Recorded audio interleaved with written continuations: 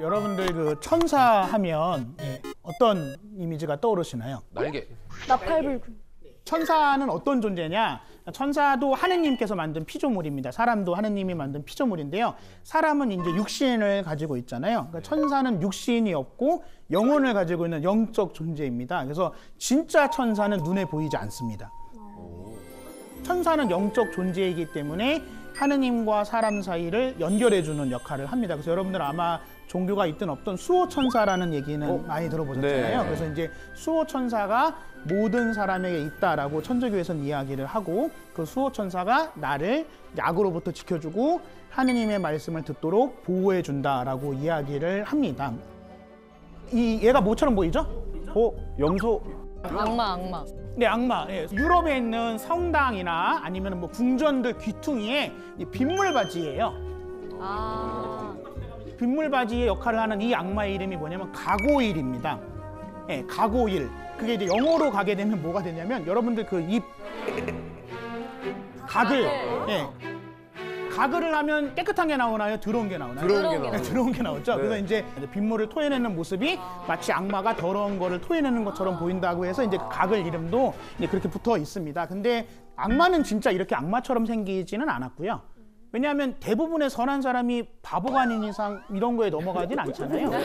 그래서 이제 대부분의 경우에 악마, 소위 사탄이라고 하는 경우에는 예를 들어서 예수님의 모습으로 온다든지 아니면 뭐 성모님의 모습으로 온다든지 그런 게 바로 가고일인 거죠. 네, 그렇죠. 네.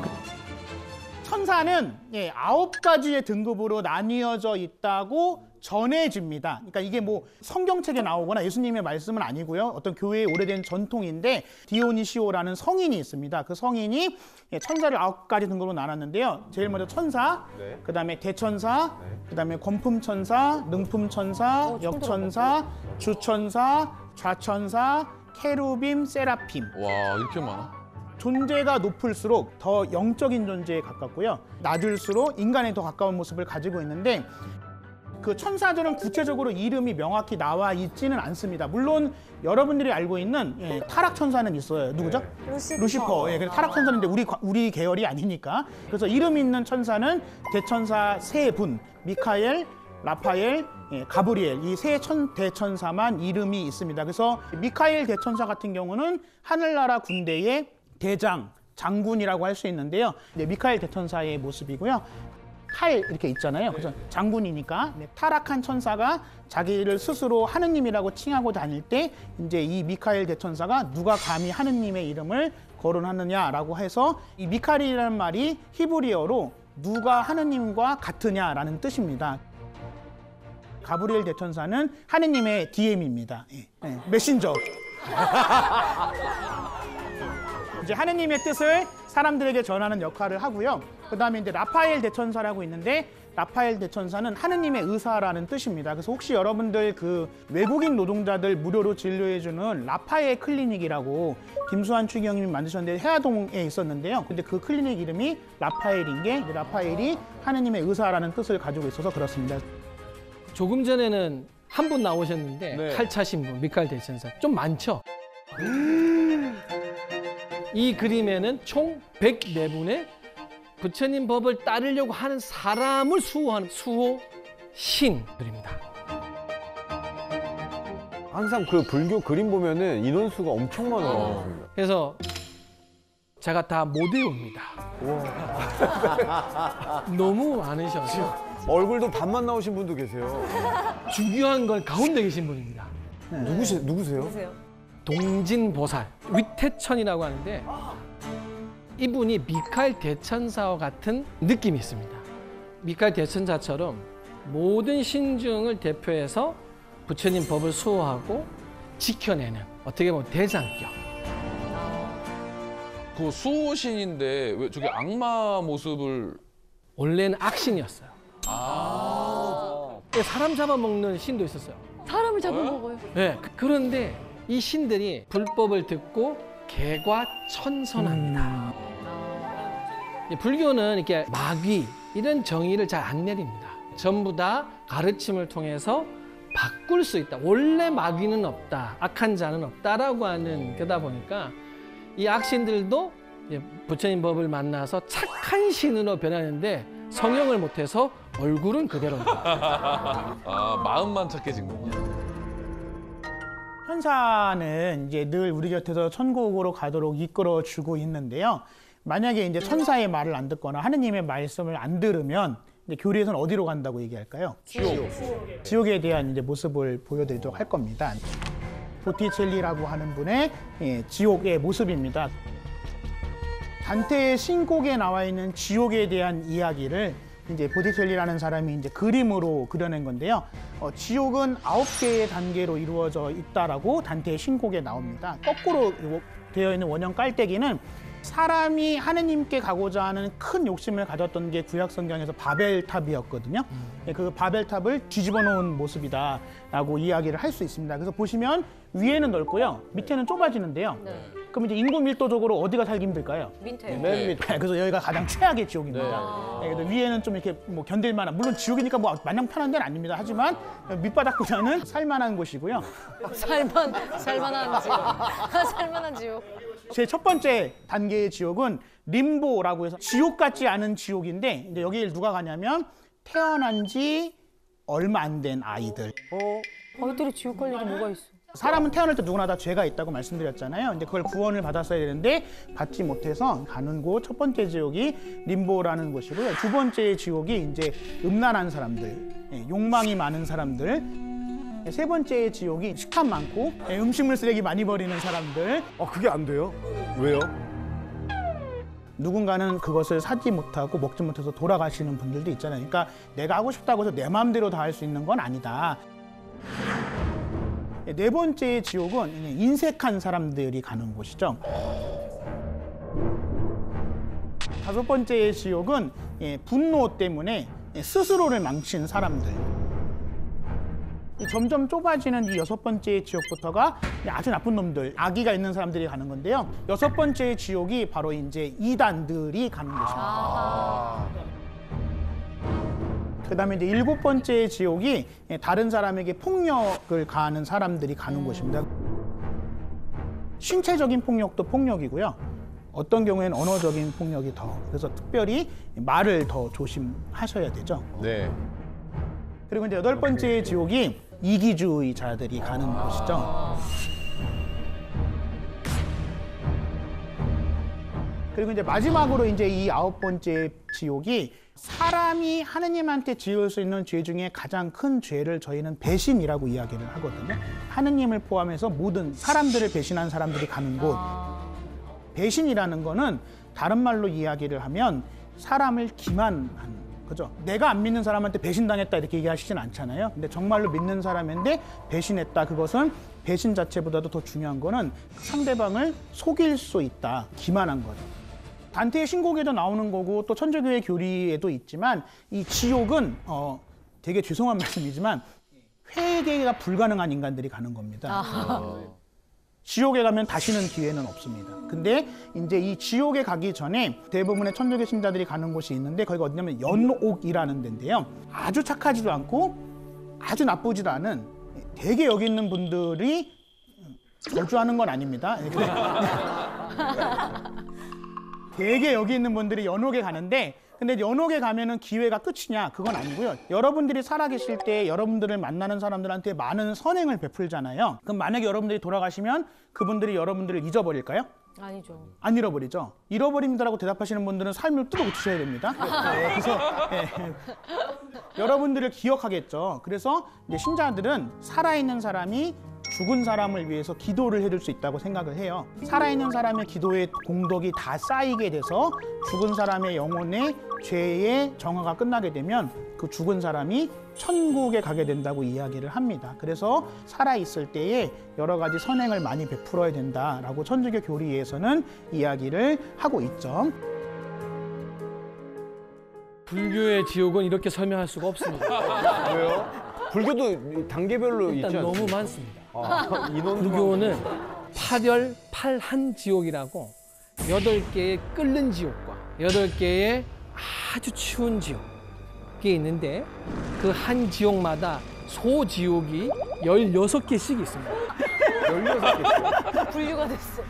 그리고 어느 한 지옥만 또 해필 18개가 있어요. 제가 어떻게 아무리 빠르게 설명을 하고 해도 신부님처럼 설명할 수는 없는. 아 근데 거의 그렇게 다 세분화시켰으면 빠져나갈 구멍이 없겠는데. 무조건. 웬만한 사람 지옥 다 갈 것 같은데. 불교의 지옥은 그러니까 창조의 신이 만드는 것이 아닙니다. 우리가 살면서 화내고 저주하고 증오한 그 마음이 지옥을 만든다고 생각합니다. 여러분 혹시 아비규환이다 이런 말 들어본 적 있어요? 네. 이 아비규환은 아비지옥과 규환지옥을 붙여놓은 겁니다. 이 아비지옥은 고통을 계속 주기 때문에 고통이 쉬는 간격 없는 지옥이 아비지옥. 무간도라는 영화 혹시 기억나요? 무간도. 네. 그 무간도가 무간지옥입니다. 아비지옥의 다른 말이 무간지옥. 아. 그래서 영화의 무간도가 끊임없이 고통이 있는 세상. 불교에서는 이제 부처님을 몸을 해하거나 부모를 살해하거나 이러한 죄를 짓게 되면은 그 아비지옥에서 살가죽을 벗겨요. 쇠부리된 새가 눈을 팝니다. 언제까지? 끝없이. 몸이 따로 있으면 뭐 한 번만 죽을 건데 지옥은 몸이 가는 곳이 아니니까 고통만 계속 오는 거야. 규환지옥은 펄펄 끓는 가마솥에 집어넣고 불에 달궈진 집에 쇠로 된 집에 집어넣는 지옥. 아비로 갈 것 같아요? 아니면 규환으로 갈 것 같아요? 안 갈 거예요. 원래 이제 경전에서 이렇게 지옥 이야기를 할 때는 듣는 사람이 진저리 치게 해줘야 된다고 돼 있어요. 그래서 그 경전에 뭐 이런 게 말이 나와요. 지옥에 있는 이 나찰들 보고 항의하는 게 나와요. 야, 너희는 자비심도 없냐? 사람을 이렇게 괴롭히면 돼. 하니까 항변하죠. 너는 저번 생에도 왔고 그렇게 개가천선하기도 했다고 해서 봐주어서 조금 했는데 이렇게 또 오니 어찌 내가 너를 괴롭히는데 멈출 수 있겠니? 더 많이 괴롭혀서 두 번 다시 오지 않아야 될 마음을 일으키게 하기 위해서 난 너를 괴롭힌다. 진짜 착하게 살아야겠다. 다행인 거는 불교는 벗어날 수 있습니다. 방법이 있습니까? 벗어난 방법이 두 가지인데 그 첫 번째는 요노과 같습니다. 남아있는 가족이나 지인들이 49일이라는 그 심판 중에 기도해주고 선행을 베풀고 기억하고 위로할 때 그 죄가 감해지고요. 또 그리고 지옥에 있는 중생을 구제하는 전담 부처님이 따로 계십니다. 여기 지장보살님이신데요. 지옥에 있는 사람들을 어떻게든지 이제 빼내서 데려가려고. 여기에 이렇게 지팡이가 육한장이라고 쇠 지팡이가 있는데 이거를 땅에 치일 때마다 지옥에서 벌을 주는 걸 멈추는 거예요. 어. 불교는 이렇게 사실 이제 포기하는 사람이 없어요. 지옥에 가도 가르쳐서 데려와야 돼요. 지장보살님이 이제 그러한 역할을 하는 겁니다. 깨달음에 대한 이야기를 저희가 하고자 하는데 네. 사람이 이제 근본적으로 관심을 가지고 있는 것은 어려움들, 근심을 해결하기 위한 거잖아요. 그래서 이제 우리 천주교의 종교의 의미를 담은 그림이 하나 있는데 이제 그 그림을 보여드리고자 합니다. 네. 네, 이 그림 다 아시죠?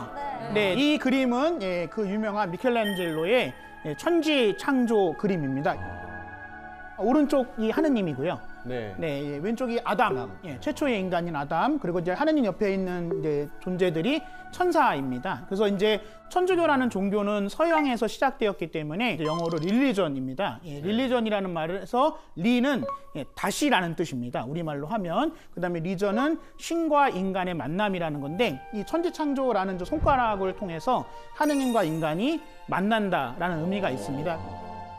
창세기에 보면 이제 아담과 하와가 선악과를 먹은 걸로 인해서 원죄라는 걸 가지게 되는데요. 그래서 이제 하느님과 사람이 결별하게 됩니다. 근데 이제 예수님께서 다시 이 세상에 오시면서 멀어져 있었던 관계를 다시 화해시키시고 하느님과 사람이 다시 하나가 된다. 그런 의미를 담고 있는 그림이 이 그림이라고 할 수가 있겠습니다. 불교에도 사찰에 가보신 분들은 아시겠지만 탱화라고 불화라고 법당이나 이제 이런 정각 벽면에 그림이 이렇게 부처님의 일대기 같은 것도 그림이 져 있고요. 또 성전 안에 들어가 보게 되면은 뒤에 아주 화려한 그림이 나와 있는데요. 자, 이 그림은 종로에 있는 조계사 대웅전 벽화의 그림입니다. 아, 벽에 있구나. 제일 오른편의 그림은 설산 수도상이라고 아, 부처님이 이제 설산에서 수행정진하는 모습이고 지금 그 왼편에는 잘 보시면 보리수 아래라고 하는 나무 아래에서 거의 깨달음 이루는 장면인데 요 밑에 이렇게 보시면 지금 뭐야, 쟤는? 이렇게 나쁘게 생긴 방망이 두고 악마 도깨비들인가요? 네, 불교에서 나찰이라고도 그러고 이렇게 보면은 앞에 이렇게 호리병 같은 거 이렇게 밧줄을 이렇게 막 당기는 그림이 보이죠? 이게 부처님과 씨름하는 거예요. 그러니까 누가 더 센가? 아, 네, 뭐, 힘자랑. 근데 이 병이 안 넘어갑니다. 왜 안 넘어갈까요? 그만큼 마음이 담겨져 있어서. 마음이 담겨서, 네. 꽉 채워진 마음. 꽉 채워져서. 마음이 담기면은 무게가 얼마나 될까요? 천근. 천근, 천근만근? 천근만근, 설마? 천근만근. 설마? 그건 속담이어가지고. 속담이어가지고. 불교하고 딱 관계 있는 건 아닙니다. 자, 이 병은 비어 있기 때문에 안 넘어가는 겁니다. 텅텅 비어 있어서. 이게 무슨 의미일까요? 쉽게 말해서 욕망이 없는 자는 욕망으로 속일 수 없습니다. 돈에 욕망이 없는 자에게 돈으로 사기칠 수 없고요. 욕심이 없는 자에게 명예나 재물로 역시 마음을 뺏어올 수 없고요. 아, 네, 그럼 이제 다음에 이번에 천주교의 그림 하나 보여드릴 건데요. 다 아시는 너무나도 유명한 레오나르도 다빈치의 최후의 만찬에 대한 그림입니다. 가운데 계신 분이 예수님, 그리고 양쪽에 제자가 있고요. 예수님이 돌아가시기 전에 이제 제자들과 최후의 만찬을 하신 건데 유다라고 하는 배신자 유다 사도가 이미 저 순간에 예수님과 함께 있으면서 예수님을 팔아넘길 생각을 하고 있었습니다.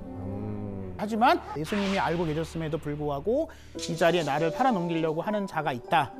자기가 누군지 안다.